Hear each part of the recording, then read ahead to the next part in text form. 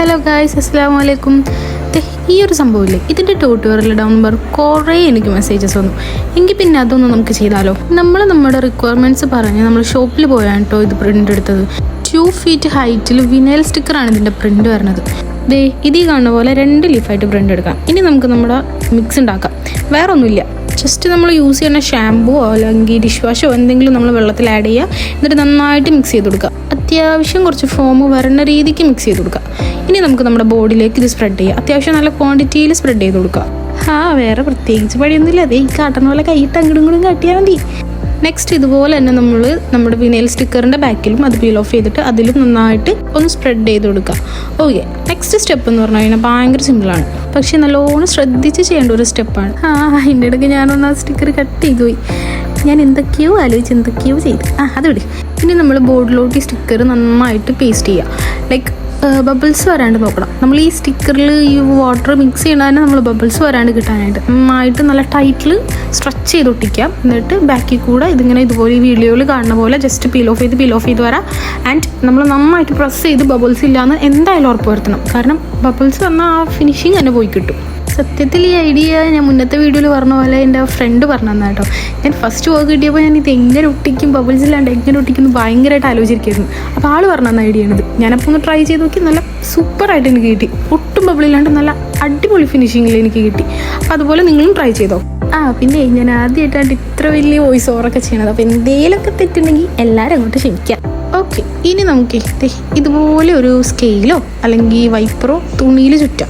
അല്ലെങ്കിൽ നമ്മൾ അതിൽ മുകളിൽ പാടൊക്കെ വരും. തുണിയിൽ ചുറ്റിയിട്ട് വേണം നമ്മൾ നന്നായിട്ട് വൈപ്പ് ചെയ്ത് അതിൻ്റെ അകത്തുള്ള വെള്ളം നന്നായിട്ട് പുറത്തേക്ക് എടുക്കുക. അത് നല്ല ടൈറ്റിൽ അങ്ങോട്ട് വൈപ്പ് ചെയ്തെടുക്കുക. ഈ സംഭവം ഉണ്ടല്ലോ, നല്ല രീതിക്ക് ഒരു സാറ്റിസ്ഫാക്ഷൻ കിട്ടുന്നുണ്ട്.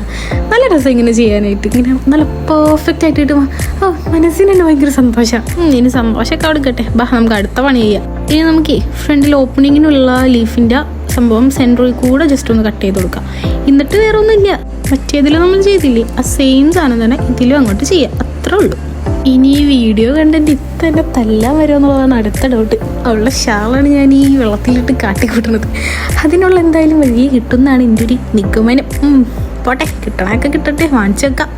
അങ്ങനെ നമ്മുടെ 3 ലീഫല്ല, ഒരു ലീഫും പിന്നെ ഒരു ലീഫിൻ്റെ പകുതി ഇവിടെ കട്ട് ചെയ്തെടുത്തിട്ടുണ്ട്. ഇനി നമുക്ക് നമ്മുടെ എല്ലാവരുടെയും ഡൗട്ടുള്ള സംഭവമാണ് ഈ സ്ക്രൂ. ഇതെവിടെ നിന്നാണ്? ഇത് ഈ ഒരു ടൈപ്പ് സ്ക്രൂ ആണ്. ഇതിൻ്റെ ലെഗ് ഇങ്ങനെ 2 സൈഡിലേക്കും വൈഡ് ചെയ്ത് വെക്കാൻ പറ്റുന്ന ടൈപ്പുള്ളൊരു സ്ക്രൂ ആണ്. ഈ സ്ക്രൂ വെച്ച് ചെയ്താലേ നമ്മുടെ ഫ്രണ്ടിലെ ലീഫിൽ സിമ്പിളായിട്ട് മൂവ്മെൻറ്റ് നടക്കും. ഇത് കുത്തി കയറ്റാൻ കുറച്ച് കഷ്ടപ്പാടാണ്. എന്നാലും ഞാൻ വീഡിയോ ഓഫ് ചെയ്തിട്ട് ഇനി കുത്തി കയറ്റിയിട്ട് വരാം. ഓക്കെ, നമ്മൾ ഹോളിട്ട് ഇനി നമുക്കിതിൽ ജസ്റ്റ് അതിൻ്റെ ഉള്ളിലേക്ക് വെച്ച് കൊടുക്കുക. അതുപോലെ തന്നെ സെയിം മറ്റേതിൽ നമുക്ക് വയ്ക്കാം. എന്നിട്ട് വേറെ ഒന്നുമില്ല, ആ 2 ലെഗില്ലേ അത് രണ്ടും 2 സൈഡിലേക്ക് അങ്ങോട്ട് വൈഡ് ചെയ്ത് വെക്കുക. അത് വൈഡ് ചെയ്ത് വെക്കാനും അതെ കുറച്ചധികം പണി പെടും.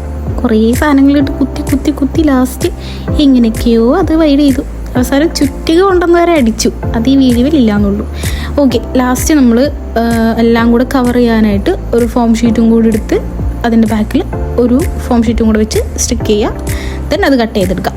അത്രേ ഉള്ളൂ നമ്മുടെ ആലിലയുടെ പരിപാടി. അപ്പോൾ നിങ്ങൾക്ക് എന്തെങ്കിലും ഡൗട്ട് ഉണ്ടെങ്കിൽ എനിക്കൊന്ന് ജസ്റ്റ് DM ചെയ്താൽ മതി. ഓക്കെ, അപ്പോൾ ഈ ചാനൽ ആദ്യമായിട്ട് കാണുന്നവരാണെങ്കിൽ ജസ്റ്റ് ഒന്ന് സബ്സ്ക്രൈബ് ചെയ്യുക. Okay, then bye.